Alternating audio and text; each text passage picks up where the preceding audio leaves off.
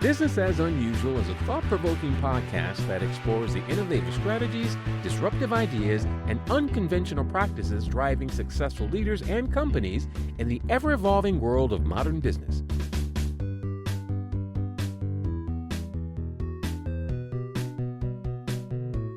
Subscribe, comment, and share for weekly inspiration with our host, Aisala. Hi, welcome to Business as Unusual. This is Aisla, and I'm here today with Delvin Cox of the Delvin Cox Experience. Welcome to the show. Thank you for having me on. It's a pleasure. We've been friends for a while, so it's pretty cool to be back on, yeah. Before we dive into what you do on your podcast, tell me, what's the last artist you got lost in? That is a great question. There are so many artists. I'm trying to think of a newer artist. You know what? The Weeknd. I love The Weeknd. Put me on to The Weeknd because I was like, that's young people music. Nah, you probably will The Weeknd. I can't remember the name of the last album, but he let me listen. I'm like, oh, this is amazing. And ever since then, I've been a big Weeknd fan. And also, I think I want to say it's a couple of those, but that's the main one I can think of off the top of my head, The Weeknd. Now, I didn't know I knew as many Weeknd songs as I did until, I want to say a couple of years ago, they were in the Super Bowl halftime show. Yes. And so I looked them up and I was surprised that I knew a lot of their songs, but just didn't have their name in my head. Yeah, it's so weird because when you listen to his albums and stuff like that, then you realize, oh, I know all of these songs. They're all on the radio. Do people still listen to the radio? That's a question. I don't even know. I do sometimes. Yeah. My daughter listens to it a lot. She goes through different radios and alternative rock and stuff like that. But, the other artist I meant to mention, My Chemical Romance. Oh. My friend Mike Fowler introduced me to the Black Parade. Because I never listened to My Chemical Romance before. And I listened to it and I fell in love with it. It's amazing. Yes, the Black Parade is a fantastic album. All right. That's on my list now. Since I don't listen to the radio, I have to ask other people for recommendations. That's one of the things I miss about things like regular TV and the radio is the way that you would get randomly introduced to stuff that wasn't your, I guess, normal wheelhouse or something. I agree. I also miss, we don't have it as much, but the water cooler conversations that come with TV shows and stuff like that. Like I remember when Lost was at its highest peak, people would come to work or school and they would talk about Lost, all the things, and they have their conspiracy theories. Even Breaking Bad had that for me. Breaking Bad and Walking Dead had that for a while.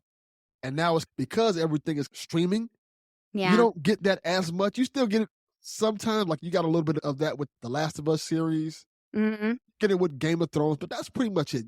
I remember before we got really into the streaming thing, it was like a big deal for people to get off work and, oh, we just watched this show. We talking about what episode you watching, this episode. Kind of not the same now. I'll be honest, I'm not a big football fan, but I actually watched the Super Bowl because I feel like it's one of the few things that we have a large cultural experience around. Yes. And I actually think that's really important in community and in culture to have things that you can connect with people around that are, I don't want to say superficial, but it's not the same as like your deep life experiences. And that goes across state lines and communities. And so I always think that there are some things that are universal. And what I mean by that is, let's cut it out. Brass tacks, stuff like that. When it comes to like sports, I'm not talking about the outside things with sports, but specifically sports. When it comes to sports, there's almost no color barrier because people just like the team. The only color is your team. Yeah. And when you come to the outside issues with sports and stuff like the politics of sports, that's different.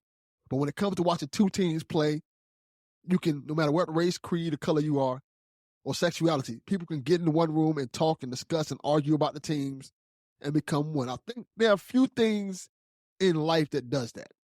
Sports is one. I think music is another one that does that. It's mostly entertainment. Politics, no, not at all. But when you get more into the entertainment things, a lot of times that closes barriers that usually are up. Yeah. I think that's really cool. No, I agree. There's a documentary on Muscle Shoals. I don't know if you've heard of the Muscle Shoals in Alabama is where a lot of the music you love was recorded. And the original session musicians for Aretha Franklin were these white boys. but they didn't. She was shocked when she met them. She's like, what? Because, and it was still in a time in the South, even worse, right? Like Yes. where they couldn't necessarily go to a diner together, but they were making music together. And in that room, it was a different experience for everybody. And watching that documentary I highly recommend it. I think you can get it on Prime or something, but it was really eye-opening to the way that music comes together. It's not all pretty, but also some of those ways in which the music that we love was created across these artificial lines that we're fighting politically in our day-to-day. Yeah, I think that's really cool how music does that to people, because just recently, Bobby Caldwell passed away. And it was pretty cool to see people from all races and creeds celebrate his music. It wasn't like a thing like sometimes when a country artist passes away, you see a bunch of white people celebrating, or sometimes you see a rap artist pass away, you see only like black people celebrating that rap artist and stuff like that. When Bobby Caldwell passed away, everybody was like, this guy was a legend. This guy was this. And they start playing, like on Twitter, you see them playing like clips of the music and stuff like that. I'm like, and that type of stuff is timeless. Like when you have artists that are just, no matter what race you are, they just connect with everybody. I think that's really cool. Aretha Franklin was that too. Aretha Franklin, Stevie Wonder. Yeah. Artists like that. Yeah. And interestingly, like her original contract, the producers weren't like really leaning into the power of her voice. And so it was this recording she did at Muscle Shoals with the new producer that really helped her to lean into herself in a way that was that powerful experience that we're used to hearing, which is just a reminder to me, right? Like everybody can be either diminished or amplified depending on if other folks can really genuinely connect and see and support them in that type of expression. So yeah, I think that's cool that even with music, you need that type of unity. Yeah.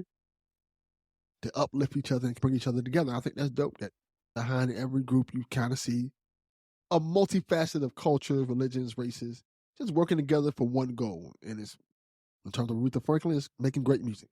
So talk to me a little bit about the Delvin Cox Experience, or I guess I already know. Talk to my listeners about it.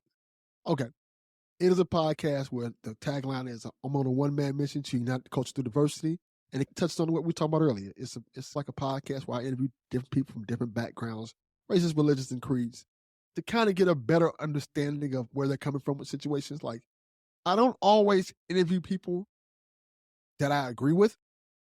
And I think that's where the podcast is unique in that way. I can talk to somebody who I don't have nothing in common with, but I'll find a middle ground with them. And the ideal is for me to get a better understanding of where they're coming from with their issues, and for them to get a better understanding from where I'm coming from, and more importantly, for the listener to get an understanding. So when you see things like that may upset you and bother you that happen in the world, which right now, frankly speaking, there's a lot of things that upset you and bother you. If you can get context for why it's happening, and it help you understand it, so you can say, you know why this is happening, and maybe we can fix this. Maybe we can solve the problem that way.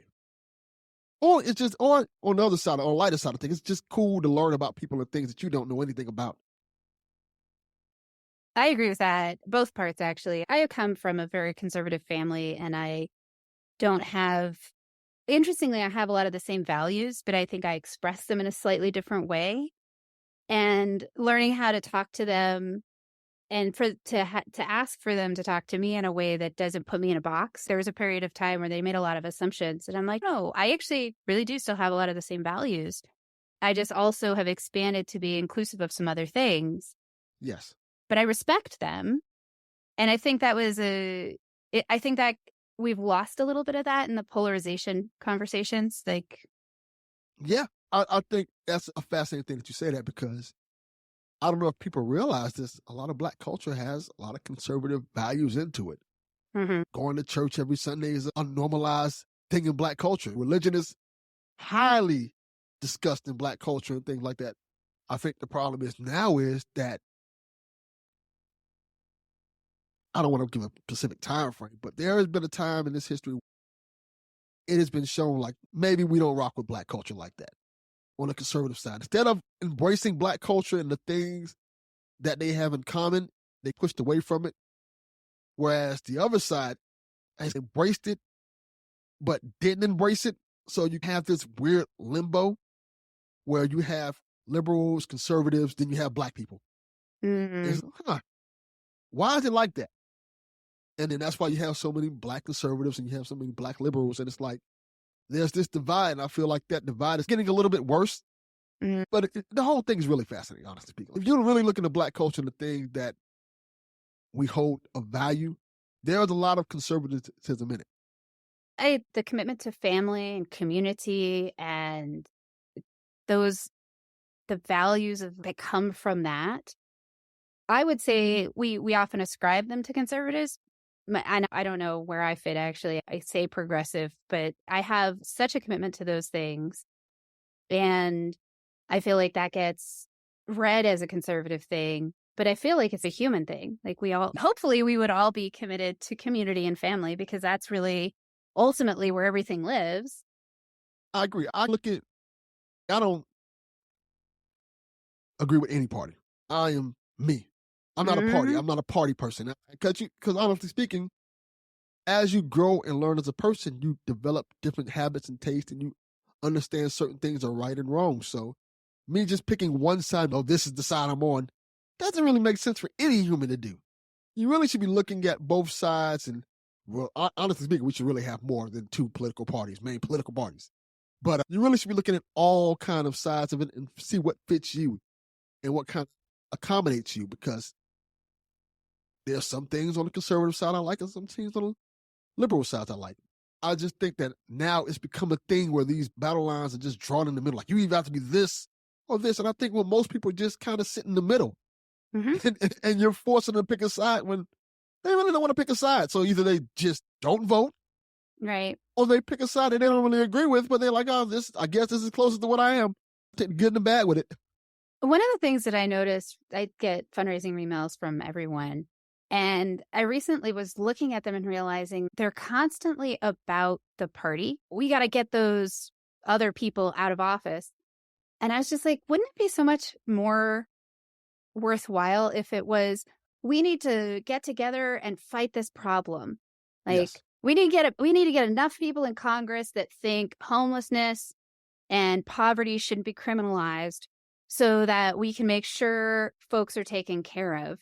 We are a wealthy country, like this. So as a wealthy country, we shouldn't have third world living standards for a significant portion of our population. That seems like a problem to solve. And I don't feel like it's a political party problem. I think it's an American person problem. Yeah, I agree. And I think I'm glad you brought that up, because what I don't like about those type of ads and stuff like this, they always go to the extreme side of it and they never really touch on the issue at hand. Right. Like, for example, I would get like an ad about, we have to build the wall to keep the illegals out of here and things like that. I'm like, okay, why is this a thing that we're doing? Why can't we just figure out how to do this? And yes, illegal immigration is a problem in the country. That's a problem in every country. That's a thing. But at the same time, how do we figure this problem out without hurting people, without causing more division? Why do we have to take this hard stance on it where you're in the country, get out? Why can't we figure out better ways to solve this? On the flip, because look, frankly speaking, both parties can be right about something. Yes, illegal immigration can be a problem in this country.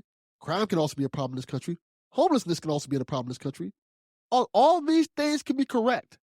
So if all these things can be correct, how can we work out a middle ground where all these things are getting fixed without having kids in cages? Or right?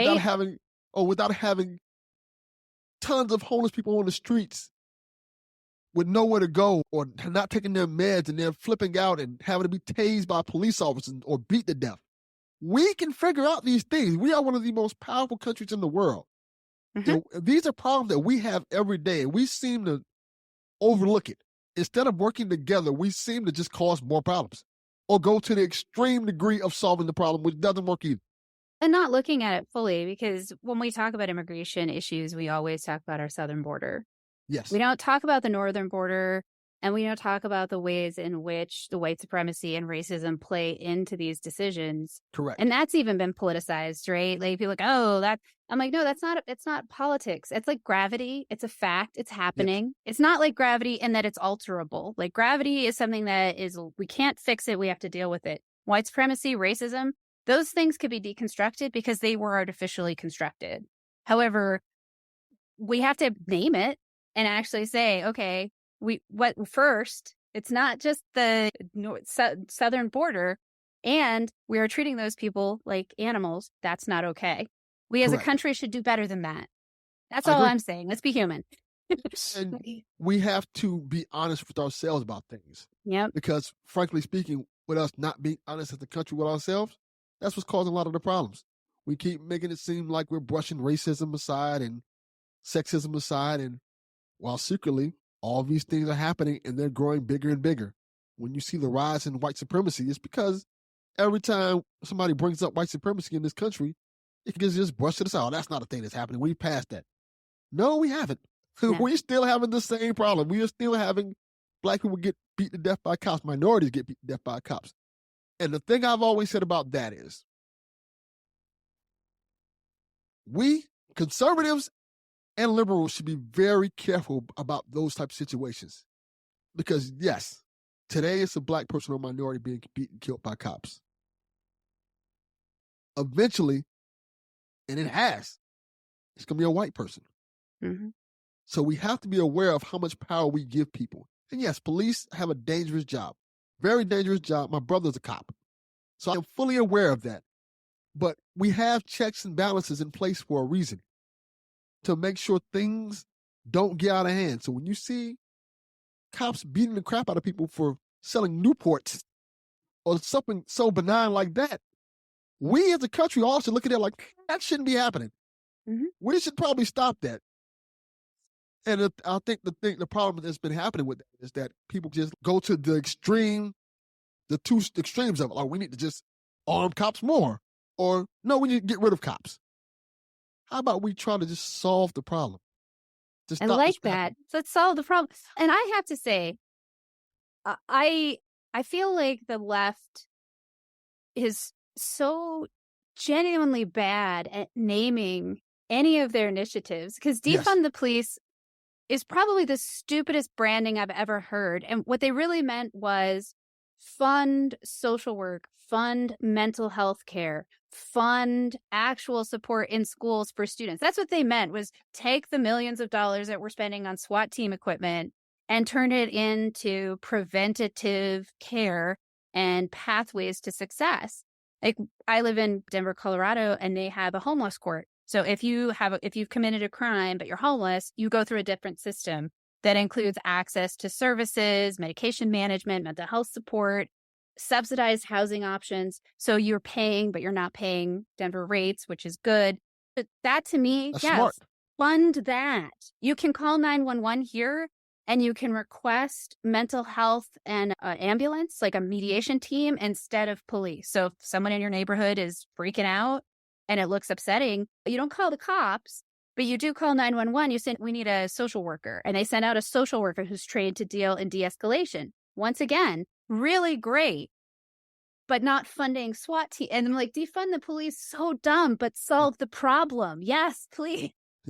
I'm glad you mentioned that, because on the flip side, I think Republicans do a pretty good job of making catchy catchphrases. Make America great again, whether you hate it or love it, is a great catchphrase. They just ran it in the ground, but it's a great catchphrase, and it worked.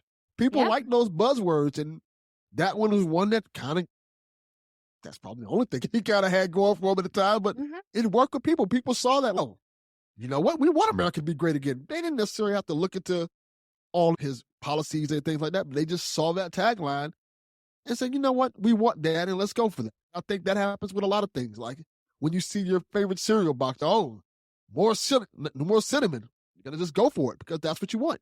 Mm-hmm. Yeah. So what inspired you to start a podcast talking to people about all these topics, especially people like maybe you disagree with? Okay. This is what happened. I was doing this podcast with my friend who was in the military. He was in the military. I think we started a little bit before. We started before the world went to shit. Before the United States went to shit. And it was called the Mic Drop Podcast. And every week we would talk about topics and stuff like that. My friend Al, former military guy, he famously on the podcast, called when everybody else was laughing at Trump, Trump's going to win. Mm-hmm. He straight up said Trump's going to win, and he's going to win by a lot. because nobody's paying attention to it. He's a white man with power and money, and people look at that and they want that. And there was backlash against Obama being president, frankly, I think. Yes, he said that too, and I think he nailed it. Mm-hmm. I'm like, when I heard him say, I'm like, get out of here. That's not going to happen. Nobody's voting for this guy from The Apprentice. He's a celebrity. Why would people do that? And sure enough, he was 100% right. But so we were doing the podcast. We're having a pretty good time doing it. But what happened was Al just couldn't record no more. Al was one of those friends, and I know everybody has a friend like this, where wild stuff would happen to him, and you'd be like, that didn't happen. No way in hell that happened to you. Then no, it actually happened. You find out like, oh, this is the thing that happened. Like I'll give you a little story about him. A couple weeks ago, he messaged me like, hey, this equipment at my job, he works like in a steel factory or something like that. Like equipment at my job like fell on me and I almost died. Get the hell out of here. That didn't happen. Sure enough, he shows me the video of this large piece of equipment falling on him almost dying, him having to go to the hospital for it. I'm like, how does these things happen to you? Yeah. But he couldn't record anymore. Get back to the story. He couldn't record anymore because he was going through life. So I still wanted to record podcasts because I was a podcast fan for quite some time before I started recording. I listened to Adam Carolla at first. No, correction. I listened to Kevin Smith first. Kevin Smith podcast got me to Adam Carolla, which got me in the video game podcast. I started saying, oh, I didn't know podcasts. Because me, in my head, I was thinking, this is like talk radio. So you're going to have like talk radio conversations and stuff like that. I didn't think they had a podcast for everything that you like. So then I kind of like, when I figured that out, I'm like, oh, there's video game podcasts on there. So I started listening to video game podcasts, podcasts about comic books. I still listening to things like Adam Carolla and stuff like that, enjoying it. And I didn't realize how easy it was to do. And I got my friend who wanted to do it. Me and him did a podcast. Then when he didn't want to do it, when he couldn't do it no more, I said, I want to do it still, but I don't want to have to depend on a host. Mm-hmm. Because for those who podcast, who listen to this, having a co-host is a crapshoot because you're dealing with somebody who may have time to record or may not have time to record because they have busy lives and things. So I said, how can I do this and not have to worry about that problem? So the first thing that came to my mind was Arsenio Hall show. When I was younger, I was a big fan of Arsenio Hall show, and I was like, that's a blast from the past. I love it. I loved him too. So I was like, why not just do that? Just every week just interview people that you find interesting. And if anybody knows about podcasters, some of us have egos. So when I first started, it wasn't hard to find guests for the podcast, because especially when you go in and you say, when they ask you, what's the topic of the podcast? I'm like, you're the topic of the podcast. Oh, I'm the topic? Yeah, we're going to talk about you and everything that you like and what makes you, your podcast, what makes you unique, whatever you do, your TV show, your podcast, whatever you do, I want to know about you. When you tell people that, they're a lot more receptive to want to do it. And I got in the hang of doing that. And one of the guys one of my best friends, his name's Chowfie, he just told me, like, the cool thing about your podcast, it's like you're on this one-man mission to unite the culture through diversity. I'm like, that is a good tagline. It's like, that's what I do. And that's what I've been doing ever since. Just interviewing different people about their lives and things that I find interesting. Having panels about things that are important, like gun control, and not only hearing one side of it, but hearing both sides of it, just to kind of get a grasp and opinion that may not be the right answer, but is the answer that people are talking about. I think that's very important to have conversations so we can understand both sides of things. And also, I like to highlight things that go on in communities and things that we don't talk about much. We had an episode about mental health with Black men and how they feel about things that's going on in this country and how they may feel neglected at times like that. And it was a very eye-opener for a lot of people because they opened up and they understood that, oh, this is what's going on and this is what they're going through. I think it's important to highlight those things because a lot of people don't understand. They see this macho, tough exterior and they don't know that the thing that we see happening hurts us and it affects us in very interesting ways, and we have ways of lashing out and showing that because of the trauma that we've been through in our lives, frankly speaking. Mm-hmm. Obviously, I'm not a Black man, so I can only say observationally, but it seems like men are frequently discouraged from being full human expressors of their emotions, and that Black men get this other whole layer added to it from white supremacy and the ways that we diminish that human emotion and box you in. So I can imagine there's a lot of pain in that. Yeah, and I think people are gonna may trip off this. I think it's a little bit racial because there was a point in time in history, and I think it's generational racism. What I mean by that is there was a point in time in history where Black men were looked at as property, like cattle. Mm-hmm. We were the workhorses. We were the people who worked in the field. We were the ones who did hard work and labor. And that thing is passed on from generation to generation. It's in our language, right? Yeah. Like they call Black women stallions and Black men that are studs, and that's back to plantation language. Yeah. And it's messed up because it's just so automatic. People don't even reflect on the things that they're saying and doing. It no matter how aware they try to be, especially white people. Like we have to get it with a program hardcore if we're going to change anything. And I think people don't realize this. And this is something I think people don't realize. A lot of white people don't realize in particular. Yes, racism was a while ago. You can say that. Segregation was not. Yeah. Our parents lived through segregation. Then if you go further down, the quote unquote war on drugs was also not that long ago. Yeah. And you add these things up, and I bring that up because you see the war on drugs that was happening, how many Black fathers were getting locked up because of it, for selling bags of weed. And then you look now, and weed dispensaries everywhere. Huh. And who owns those weed dispensaries? Is it Black people? No. No, it's not. So it's kind of hard to kind of like get that logic in your head when you see these weed dispensaries everywhere, people making millions of dollars off of selling these things. And you have family members and granddads, uncles who've done 20, 30 years in prison for doing essentially the same thing. It's trauma. And to add on to that, in almost every facet, it is getting better now. Diversity is getting a lot better. But I can only speak from my experience. When you're a kid and you're watching movies that portray Black people in a certain way, like in the 70s, you had Huggy Bear and stuff like that. You always had the Black guys playing criminals in movies and stuff like that. And I think that also plays into how we're seen. If you're a white person from middle America who've never seen a Black person before, and all Black people from is these movies where they're playing drug dealers and gangsters, and you see a Black person, it's going to make you feel a kind of way about it. Mm-hmm. Because all you've been shown through TV is they're criminals. Yeah. That's a real, it's a real problem.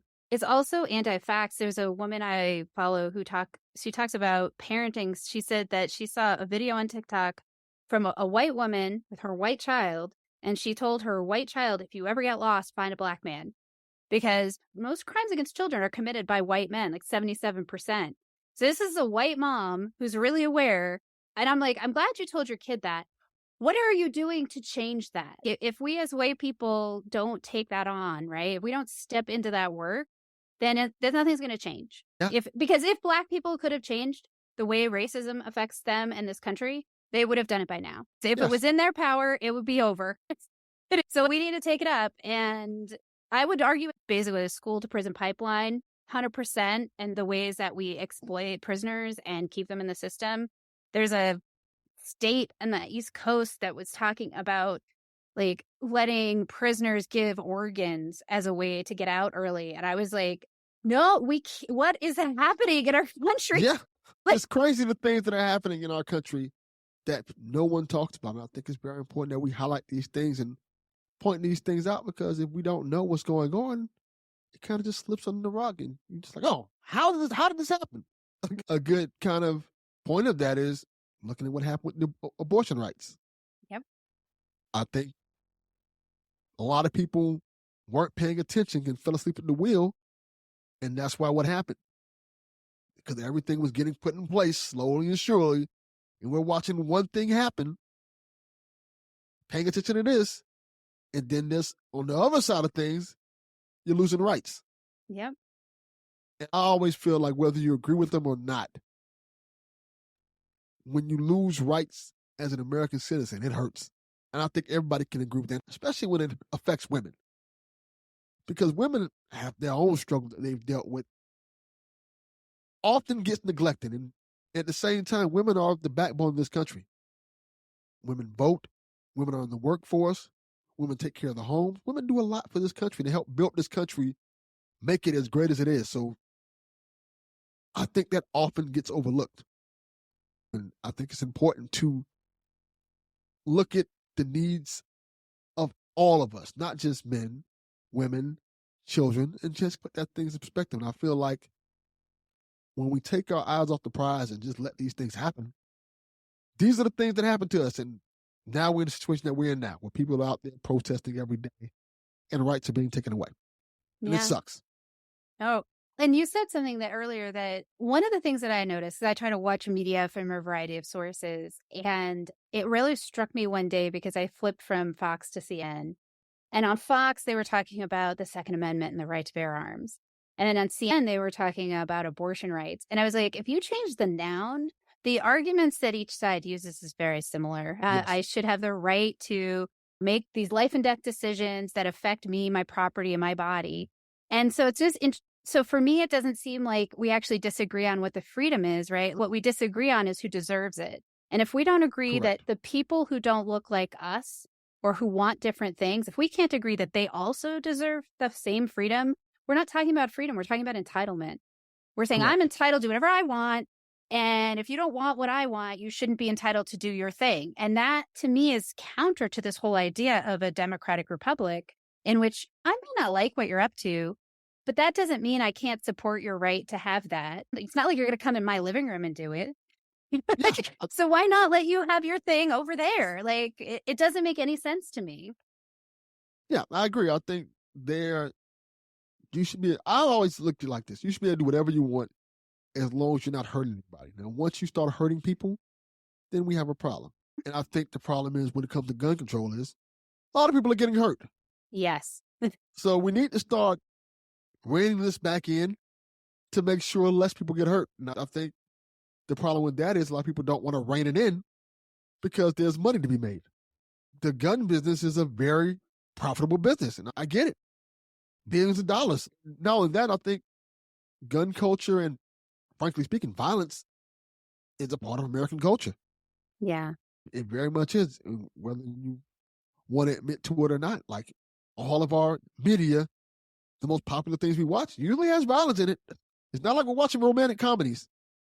But just the thing that we just grown up on it, we're ingrained into our society so much, we're almost desensitized to it.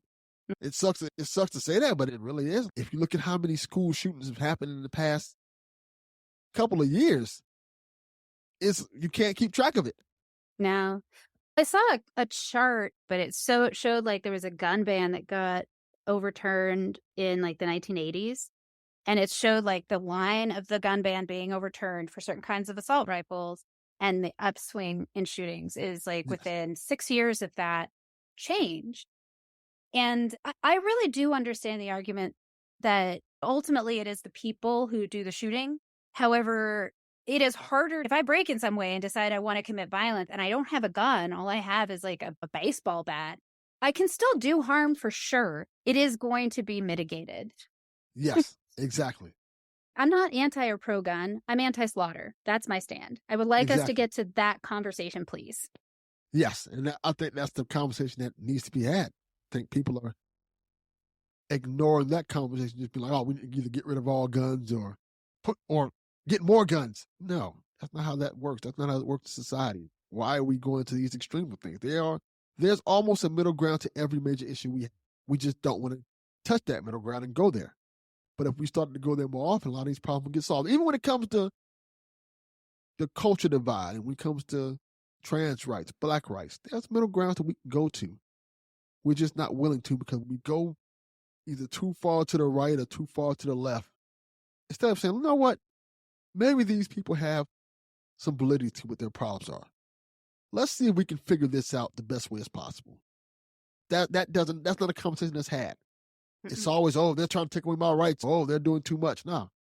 We need to be more of a country that uses, I won't say this, but yeah, I'm going to say it, common sense. Like, Yeah. yeah, it feels like in the last few years we've lost a little bit of our common sense. We've become more reactive. And the abolitionist handbook, she talks about learning how to respond rather than react. And I feel like our political and media machine does really go for that reaction. And what's interesting too is like, while rage gets a fast reaction, joy actually gets the farthest reach. So once again, if we can engage in things that are about bringing us together, about building community, and that's one of the things I love about your podcast is the way that you work to understand and connect and find ways to engage with someone from a place of respect, regardless of whether you have the same opinions about certain things. And I do think there's lines. There's some things I wouldn't be comfortable with, but at the same time, I think we need to learn how to talk to each other again, even when we don't have the same feeling about a topic. Yeah, I have lines too, believe it or not. I do believe it. Yeah, sometimes it's some uncomfortable conversations, but I think they're important to have and listen to because that's how we learn. Yeah. And that's how we prevent things. I know it seems like we're trying to erase history in the past with a lot of things nowadays, but that history is important. It's important to know what happened in the past so we don't repeat that.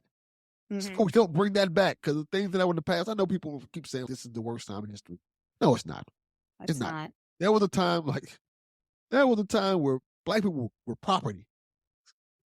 This is not that. Yeah, that's fair. Yeah. But the attitudes and the deaths and the massacres and the murders of Black people who are getting stopped for traffic, I feel like the way that white supremacy expresses itself is to engage in these intimidation tactics. So that Black people are not, they're not technically owned. Obviously, yes, that's better. But there's still the second class push down. And because it's not overt, it's like getting people to see it. You probably have more frustration with it than I, but no, this is actually happening. Like, it's not made up. It's not, nobody's whining. If they actually were to whine about all of the things that they dealt with, then they would not do anything else. So let's back up a little bit and deal with the facts and make our country what we wanted it to be, as opposed to what it's always been, honestly. Yeah, and I think a lot of things are going on that just start baffling them. Black people see it and they are just baffled that these things are allowed to happen. I'll give you a perfect example. This came up today, and I want to look it up because I want to make sure I was correct on it.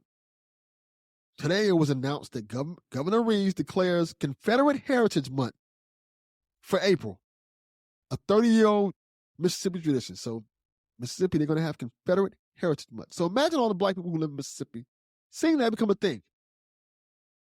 Wow. Yeah, Mississippi was also the one that wanted to create this separate judicial system in one of their cities that was for white people. Like, I agree. I'm flabbergasted as a white person that believes in human rights and equity about the slip we're making into these fascist behaviors that are really dangerous. And yeah, I'm sorry, I don't mean to be a downer. No, you're correct, because I remember, like, there are certain things I remember from history that I dealt with as a kid. I look at now like, that shouldn't have been a thing. I'll give you a perfect example. When I was younger, in the inner city, they had a school called Robert E. Lee Elementary School and Robert E. Lee Middle School. These were specifically put in Black neighborhoods. Wow. So imagine being a kid going to Robert E. Lee Middle School, not knowing who Robert E. Lee is. And then you get out, you're like, why was I going to this school? Why is this school here? Out of all places. Yeah. So it's ingrained in culture. And it's almost it's deflating for you. Because especially when you have to go to school every day and you see that and you know who that person is on your school. And yes, the school may have Black teachers, mixed teachers, stuff like that. But still, the school is in the inner city. And that's what they're teaching. And they give you books that are not necessarily up to stuff, hand-me-down books, and you get less. And I think that's where the problem lies at. Because if you're not getting the same resources as other schools in white neighborhoods again, then you're going to be behind the barrel. And I think that's the problem. I think we need to really look at those type of things, see how we can fix that. Yeah. And one of the things that I really want my white, I don't know, community. I don't know if I have community yet, but let's pretend. My white folks to realize that this is about actually everybody. Like, this is an unfair, it's not about helping Black people. They unfairly bear the burden of racism. It's a community issue. We have an issue as a community, as a country, that our Black and brown and indigenous neighborhood residents, they all bear that burden at a significant higher level. So when we do things to create access or to address that inequity, it's not because we're doing charity. It's because we're correcting a problem we created. And I feel like getting that message out and really getting other white people to understand that this is harmful to everybody. If you want to put it in a business case, it's harmful to our innovation as a society, because all of these folks who are really creative and have all this possibility are spending a ton of that energy on surviving the system, as opposed to inventing things or being able to be with their families or doing art, whatever it is that would actually be fulfilling to them as a human being, instead of dealing with all of this. Yeah, I agree with that 100%. And also, to put it even more perspective for white people, frankly speaking, Black people spend money. Let's put it down like that. Like, when it comes to the dollar, when you look at clothes like Fendi and Versace and stuff like that, and just in general, Black people bring money into your communities. They buy your property. They provide your entertainment. The movies that you go to see, the sporting events you go to, have a lot of Black people. Mm-hmm. So it would be in all of our interests to keep the communities working together as a team. Yeah.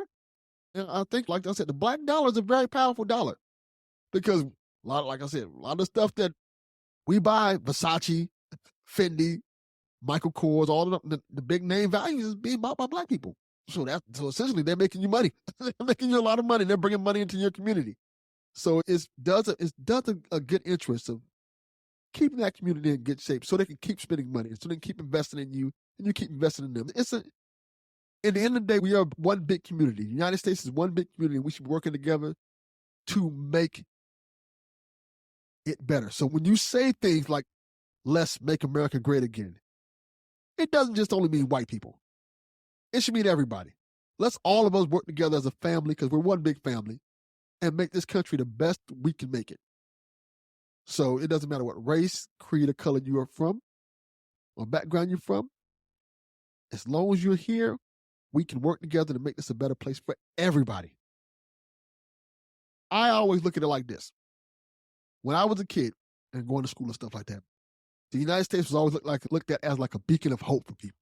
The Statue of Liberty meant something that was powerful. People would go to it from all over the world. And the American dream was a real thing. It is a real thing for a lot of people. But I feel like in the past few years, it's always been tainted a little bit. We need to get back to that, where people want to come here and they want to build lives for themselves. And it feels like trust me, it hasn't always been like free fall, freedom for everybody. But we need to live up to what the American dream is supposed to be. So if anybody from nothing can come to something, and then no matter what race or creed you're from, I think that's important. Yeah, I agree. I feel like we haven't lived up to it, but that doesn't mean we shouldn't try. And there is a lot about this country, the systems in place, the overt systems that talk about democracy and access. They have ways of working. It's just that a lot of stuff right now has been a little bit subverted, or maybe not subverted, that might not be the right word, but it's not serving the whole community in a way that is genuinely effective. And it's disheartening, but I agree. Like, we can't sit here and just moan about it. And honestly, I think white people really just need to work a lot harder, because I think that, like I said, if we don't do something, it's not going to change, because we are the barrier to that success, unfortunately. Yeah. But the thing that I like about it is that it was constructed. Like, we were talking about the education. There's a Black woman in DC who recently was testifying to the school board because her child was taught in her class that the slaves liked being in the plantation or something like that. And she was like, my child had to write that on a test or get a poor grade. And and so when I look at that, people talk about unconscious bias, I'm like, no, it's cultivated bias. It's cultivated. You have to answer right on the test. You're either getting a bad grade or you're saying something that's untrue. And that, I think, is a big problem in this whole conversation because we pretend it just shows up. It doesn't just show up. It's actually embedded. It's embedded in our whole society. It is. So, Even the media. I was talking about it before, like how you see people as criminals and thugs. There was a time when you watch cartoons and you like the African-American kid and the black person eating a bunch of watermelon and talking improper English. And that was something that you'd see.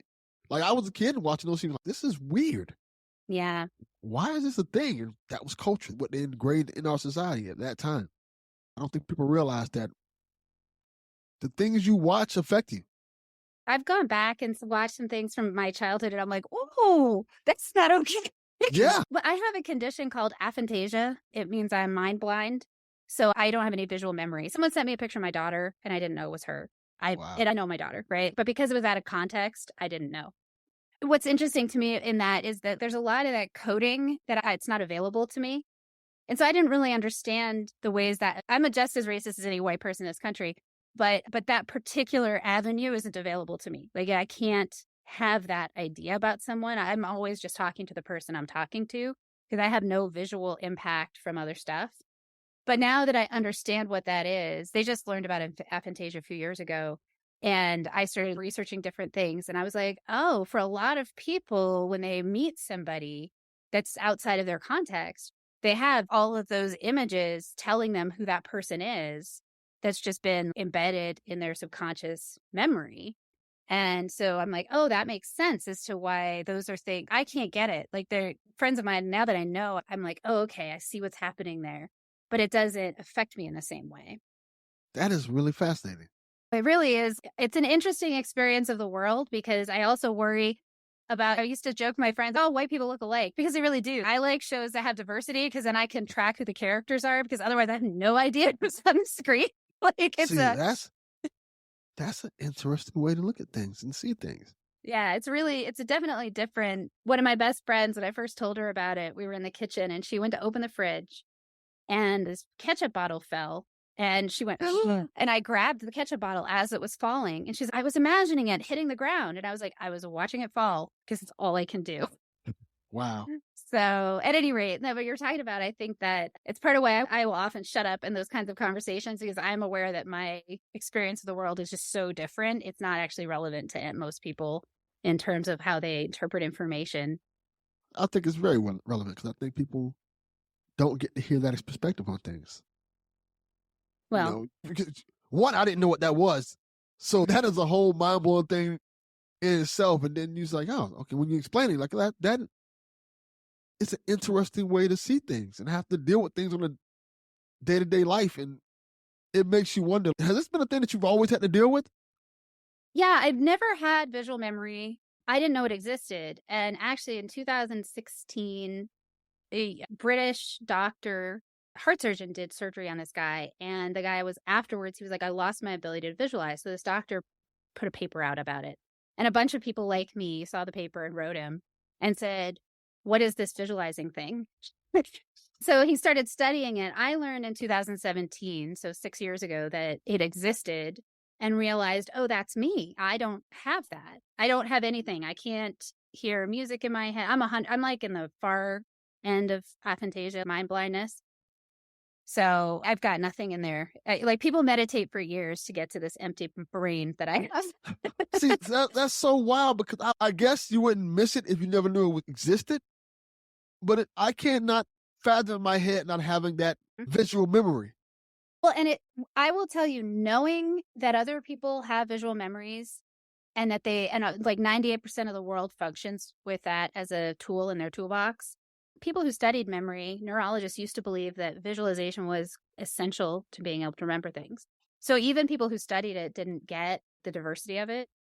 Knowing that has helped me, because there are places in my life where people would get very angry with me because I felt like I was being evasive or vague. And a lot of people with aphantasia have this problem because they're looking for like a specific trigger of a picture almost in the communication.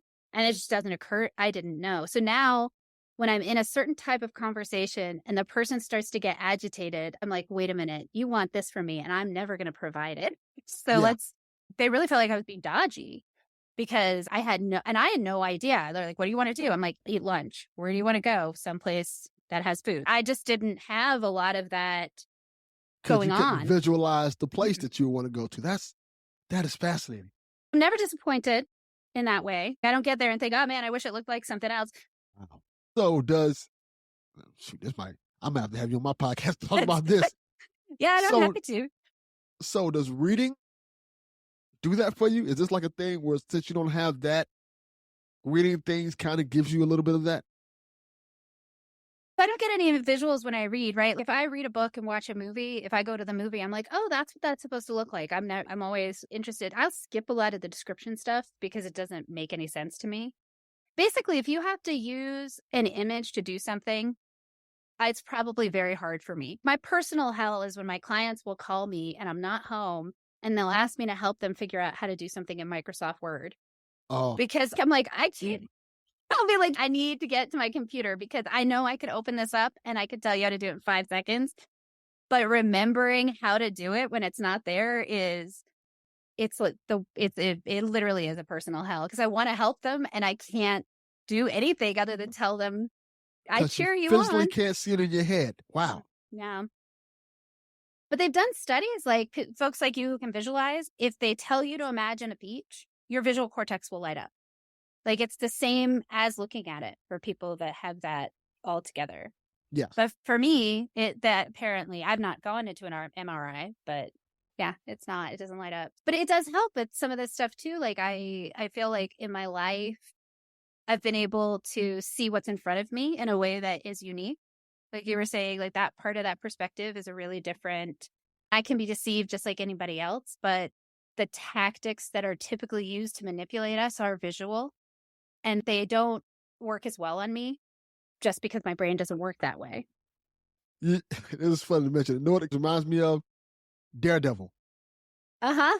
You know how Daredevil doesn't see, but his other senses are just hiding? So it's kind of a similar thing with you. Like, you can't visualize things, but your other things, because you've gotten so used to using your other emotions, things like that, it's just heightened that much more than the average person. So you, not to use a pun, see through bullshit. Very often, I listen to what people say. Like a lot, from what I understand, I don't know, but from the hallucinators in my life, that's what I like to call the rest of you, is that when you guys are receiving information, sometimes you'll have an image that shows up and that might be distracting or you're creating something. I literally just have the words. So if you tell me something and I'm paying attention, I have to actually be paying attention, I'm actually going to hear exactly what you said. I really think that's fascinating. There are so many things about the brain itself, especially like people's brains and how things like certain things can happen that make your person colorblind or autistic. It's just so many different the brain is one of the most fascinating things in the world because there's so many different things that make us so unique. And how just little things that can just change, that little deviations can just change a person's whole life. Yeah. Did you know that a friend of mine was colorblind and he got these glasses that correct for colorblindness? Oh. And I asked him, I was like, what was that like seeing colors? And he goes, that was okay. He goes, but what was really intense was the 3D. Because apparently if you're colorblind, the world is 2-dimensional because a lot of the ways that we perceive 3D is through shading and color. Yes. And so when he was like, I put the glasses on and all of a sudden I was in a 3D world and it was very confusing for me. I didn't even think about that being I thought color would be the big thing. And he's like, yeah, whatever. I saw shades of gray, but suddenly it would be like, I guess if your computer suddenly went from being 2D to being virtual reality, that's what happened in his world. That is so fascinating. My brother's colorblind. Huh. Yeah. Those glasses. Apparently there's some glasses that you can wear, but then he will suddenly be in a virtual reality world and it will be very apparently overwhelming. I have no idea about that. All right, let me ask one quick, so a podcast that you do, what does success look like to you? Feedback. I like when people message me and say that an episode inspired them or touched them. or made them look at a situation differently. I think success is weighted differently by different people. Some people look at downloads, some people look at like streams or things like that. I like the feedback from people. I like to hear people say, oh, this episode touched me. This episode made me think a different way about looking at things. There are a lot of ways you can kind of look at success. I like the feedback personally, but no, I like that feeling of being in it with people and connecting with them. It makes sense. I will also say I like the fact that when it comes to my show, one of the coolest aspects of it is that people who know the show get to the point where they're like, you know what? I want you to talk to this person because I want to hear this conversation. I think that's just a testament of how the Delvin Cox Experience has grown and adapted, and it matters to people. Like, hey, here's this person who I think is fascinating, but I think you can get something out of this person that they don't even know about themselves. And I think one of the highlights of the show is seeing so many people who come on my show who are now podcasters, who are doing different things. And there's one guy, his name's Ben Goodwin. I'll give his first and last name. He's a great guy. He was on my show. He's from the UK. He was on my show, so I still do a Patreon exclusive podcast for them called the USA to UK podcast that we do every month. And we talk about the difference between the US and the UK, United Kingdom, for those who don't know, but you should know. But he said that him doing a podcast with me monthly, helped him get more confidence in himself and helped him with his daily job because he would have like public speaking events that he couldn't do because he would get shy and nervous. But him doing that show gave him the confidence to be able to speak up, ask questions, to do speaking events and engagements and things like that. And I think that's really cool that him doing a podcast with me helped him have the confidence to believe in himself and to find his voice. Mm-hmm. That's what I take pride in. Yeah, and I also think that podcasting helps with public speaking. Mm-hmm. Because if you're on the mic, you're talking to people, hundreds, maybe thousands of people a week. It doesn't seem so much as a problem when you're talking to maybe 50 people in a crowd. Because you've done this before. You're getting used to it. You've done the speaking thing before. Podcasting is very good for that. For those who want to get into podcasting, it's going to help you a lot with your public speaking. Just be aware of that. Yeah, I could definitely second that. I feel much better about how I present, how I speak. And after editing the audio on my podcast for a couple of years, I have become significantly more disciplined in my ums and other such things. Yes. Ooh, every time I have to cut it out, I think, no, let's not do that. That is one thing that podcasts will do. It'll make you are editor, you are a digital creator, you do everything when it comes to podcasts. You're a one-man show or one-woman show.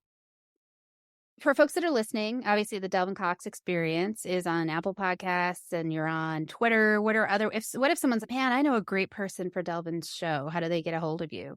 Just send me a DM on Twitter, Delvin_Cox. That's one way to do it. You can also send me an email at delvincoxexperience@gmail.com. I will definitely listen to your thoughts, your comments, your concerns. You have a guest you want from me? Bring them on. I'm down. Love it. Well, thank you so much. My pleasure. This has been a blast.